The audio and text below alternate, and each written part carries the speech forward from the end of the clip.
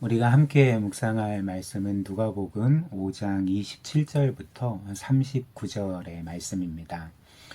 그 중에서 우리는 예수님께서 세리인 레위를 자신의 제자로 불러주신 사건을 함께 보고 묵상하고자 하는데요. 이 말씀을 통해 복음의 진정한 의미와 그 진수를 함께 생각하며 또 누리며 은혜를 받고자 합니다. 본문 말씀처럼 예수님께서는 어느 날 길을 가시다가 세리인 이 레위가 세관에 앉아 있는 것을 보셨습니다. 그리고 그를 향해서 나를 따르라 라고 말씀하시면서 자신의 12 제자 중에 한 사람으로 이 레위를 불러주셨던 것이죠. 그런데 당시 사람들에게 이 일은 매우 놀라운 일이었습니다. 왜냐하면 그 당시 세리라는 직업은 그 부류의 사람들은 로마 제국을 대신하여서 동족인 유대인들에게 세금을 걷어들이는 자들이었고, 특별히 로마 제국이 정한 금액보다 더 많은 금액을 강압적인 방식으로 거두어 들였기 때문에 유대인들 입장에서는 이들이 매국노요, 그리고 가장 큰 죄인으로 취급을 받았던 것입니다. 우리도 일제 치하 때 그 나라를 팔아먹은 자들, 그리고 동족을 괴롭힌 자들, 이들을 매국노라 부르면서 가장 큰 죄인으로 여기지 않았습니까? 유대인들의 입장에서도 자신들을 점령하고 또 자신들을 압제하는 로마 제국을 대신하여서 세금을 걷어들이는 이 세리들을 가장 큰 죄인이고 또 매국노요, 또 하나님의 어떤 호의와 은혜도 받을 수 없는, 오로지 심판밖에는 받을 수 없는 자들로 여겼던 것입니다. 그런데 예수님은 바로 놀랍게도 다른 어떤 사람이 아니라 이렇게 가장 큰 죄인으로 여김받던 레위를 자신의 제자로 12 사도 중에 한 사람으로 세워주셨고, 그리고 이 레위는 또 다른 이름이 우리가 알다시피 마태인데요. 즉 사복음서의 한 권인, 그리고 27권의 신약 성경 중에 한 권인 그 마태복음을 기록할 자로서 불러주시고 세워주셨던 것입니다. 그래서 레위는 이 예상하지 못했던 놀라운 은혜에 감사하여서 감격해서 그 예수님을 위해 큰 잔치를 베풀어 드렸습니다. 그리고 그 자리에는 예수님과 레위와 그의 가족뿐만이 아니라 자신처럼 당시에 가장 큰 죄인으로 여김받던 많은 세리들과 또 다른 죄인들이 함께 하여서 예수님과 함께 식탁의 교제를 나눴던 것입니다. 그런데 그 자리에 있던 바리새인들이 이런 광경들, 예수님이 세리를 비롯한 많은 죄인들과 식탁의 교제를 나누는 것을 보고 크게 분노하고 항의를 했던 것입니다. 그래서 30절 말씀에 이렇게 기록되어 있는데요.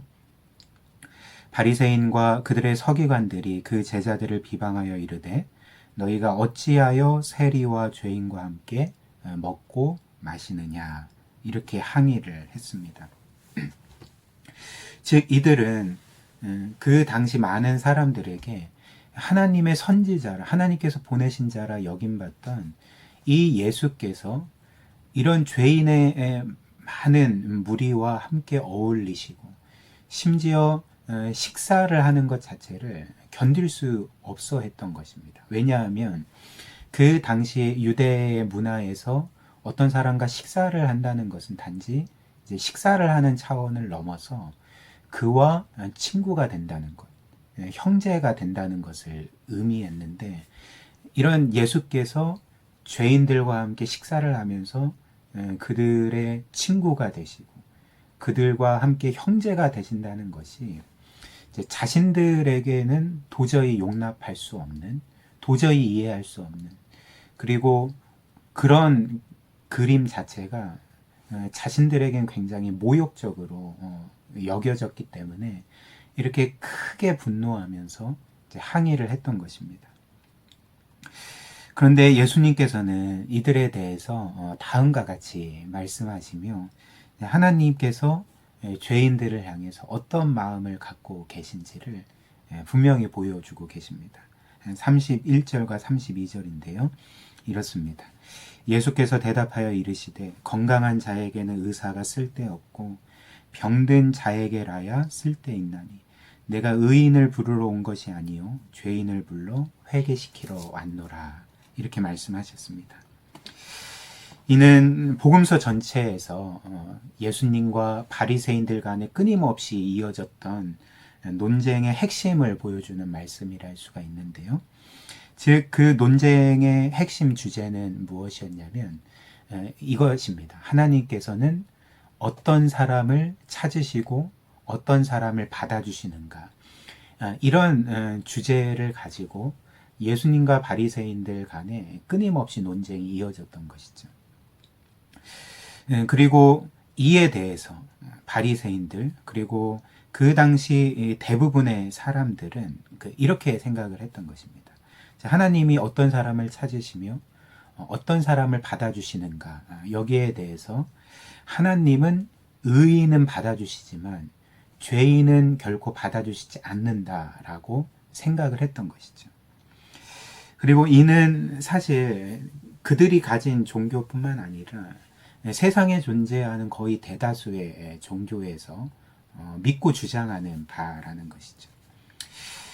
그리고 꼭 종교를 갖지 않는 사람이라 할지라도 누구나 이런 생각을 하지 않겠습니까? 만약에 신이라는 존재가 있다면 그 신은 의인을 사랑하고 그리고 의인에게 복을 주고 죄인은 받아주지 않고 벌을 내릴 거다. 이런 것은 어떤 면에서 누구나 생각할 수 있는 그런 신에 대한 그런 생각이라는 것입니다. 그런데 이런 것은 사실 꼭 종교의 영역은 아니더라도 세상의 일반적인 법칙이라는 것이죠. 그래서 세상 사람들은 보통 어떻게 생각을 하냐면 누군가가 사랑받기 위해서는 사랑받을 자격을 갖춰야 되고 누군가가 인정받기 위해서는 인정받을 자격을 갖춰야 되고 누군가가 칭찬받기 위해서는 칭찬받을 자격을 갖춰야 되는 것이죠. 누군가가 상을 받기 위해서는 상을 받을 수 있는 자격 조건을 갖춰야 됩니다. 이것이 이 세상의 어떤 면에서는 일반적인 그런 생각과 또 실제로 이루어지는 이치라는 것이죠. 그런데 오늘 예수님의 말씀을 통해서 우리는 무엇을 깨달을 수가 있습니까? 예수님께서는 지금 이 말씀을 통해 당시 사람들이 가지고 있었던 어떤 종교적인 신념 그리고 이 세상의 모든 사람들이 갖고 있었던 일반적인 생각들을 완전히 깨트리시는 것입니다.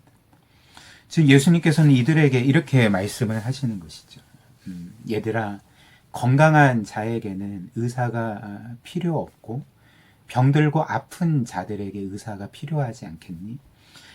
나는 구원이 필요 없는 그리고 죄 용서가 필요 없는 의인을 부르러 온 것이 아니라 바로 죄 용서가 필요하고 하나님의 사랑과 은혜가 필요한 죄인들을 불러 회개시키러 왔단다라고 말씀을 하시는 것이었죠. 그리고 이는 하나님께서 정말 어떤 사람을 찾으시는지 또 어떤 사람을 받아주시고자 하시는지를 이제 보여주는 말씀이라 할 수가 있는 것이죠. 왜냐하면 이 말씀을 하신 그 예수께서 그분 자신이 하나님이셨기 때문에 그렇습니다. 그러므로 이 말씀은 예수님의 말씀일 뿐만 아니라 하나님의 말씀이고 하나님의 생각이고 하나님의 계획이셨다는 것이죠. 즉 이렇게 하나님은 의인을 찾지 않고 죄인을 찾으십니다. 그리고 그 죄인을 아무 조건 없이 용서하시고 구원하기를 원하시는 것입니다. 심지어 이들을 자신의 자녀로 삼기를 원하시는 분이 바로 하나님이시라는 것이죠. 그렇다면 이것이 어떻게 가능할까요? 세상 사람들이 도저히 이해할 수 없는 이 일들이 어떻게 가능하겠습니까? 이를 설명할 수 있는 것은 단 한 단어입니다. 그것이 무엇일까요? 하나님의 사랑이죠. 즉, 이 모든 것들, 즉, 죄인이 하나님의 사랑을 받고 인정을 받고 그리고 죄인이 도리어 높임을 받는 이 일을 설명할 수 있는 유일한 것은 하나님의 사랑이라는 것이죠. 하나님의 완전하고 무한한 사랑이 그 모든 일을 가능하게 한다는 것입니다. 즉, 하나님은 죄는 분명히 미워하시지만 그 죄 때문에 죽을 수밖에 없고 영원히 비참해질 수밖에 없는 그 사람들을 이처럼 무한히 완벽하게 완전히 사랑하시기 때문에 그 하나님은 이 죄인들을 이렇게 용서하시길 원하시고 구원하시길 원하시고 완전히 받아주시기를 원하시고 자신의 자녀로 삼아주시기를 원하신다는 것입니다. 그리고 이런 이유로 하나님이 하신 가장 큰 일이 있습니다. 그것이 무엇일까요? 바로 무한한 하나님이신 성자께서 유한한 사람이 되셔서 정말 그 창조주께서 티끌과 같은 피조물이 되셔서 이 땅에 오신 것, 이것이 바로 이 일을 위해 하나님이 행하신 일이었다는 것이죠. 그리고 이런 이유 때문에 그리고 이런 목적 때문에 주님은 이 땅에 계실 동안 쉴 새 없이 죄인들을 찾아다니셨고 그리고 그들의 친구가 되어주셨고 마지막에는 이들을 구원하기 위해 십자가에서 그들의 모든 죄짐, 우리의 모든 죄짐을 지시고 죽으셨던 것입니다. 그래서 우리를 위한 영원하고 완전한 속죄를 이루셨던 것이죠. 그러나 안타깝게도 오늘 말씀에서도 나오는 것처럼 하나님의 이 놀라운 사랑을 받지 못하던 자들이 있었습니다. 그들이 누구였을까요? 바로 바리새인들과 서기관들과 같이 자신들이 의롭다고 생각한 자들. 그렇기 때문에 자신들에게는 아무 문제가 없고 그리고 자신들이 이처럼 완벽하기 때문에 하나님은 자신들을 마땅히 받아주셔야 된다고 생각하던 자들이었습니다. 이들이 이렇게 생각했기 때문에 하나님께서 자신들을 용서해 주실 필요가 없고 우리의 이런 의로움만으로도 하나님께 완전히 받아들여질 수 있다고 생각했기 때문에 실제로는 이들은 하나님의 은혜를 필요로 하지 않았던 것입니다. 이들이 바로 바리새인들과 서기관들이었던 것이죠.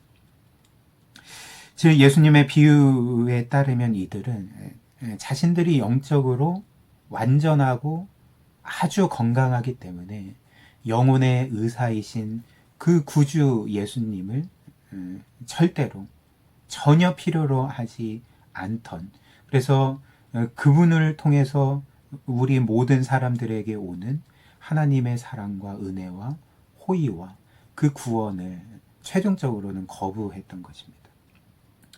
물론 예수님은 이들도 사랑하셨죠. 왜냐하면 이들은 자칭 의인들이었지만 결국 하나님 앞에서는 이들 또한 죄인들이었기 때문에 그렇습니다. 그러나 예수님의 말씀처럼 건강한 사람은 결코 의사를 필요로 하지 않듯이 이렇게 자신이 의롭다고 완전하다고 생각하던 이들은 구원자 예수님을 필요로 하지 않았고 그분의 사랑을 거부했습니다. 그래서 이런 이유로 하나님께서 예수 그리스도를 통해 주시는 사랑을 이 바리새인들과 서기관들, 자칭 의인들은 경험하지 못했던 것입니다. 그러나 우리가 복음서 전체에서 볼 수 있는 것처럼 예수님과 친구가 되었던 이런 세리들, 창녀들, 또 많은 죄인들은 어떠했습니까? 이들은 바리새인들과 서기관들과는 달리 자신들이 죄인임을 고백했던 것입니다.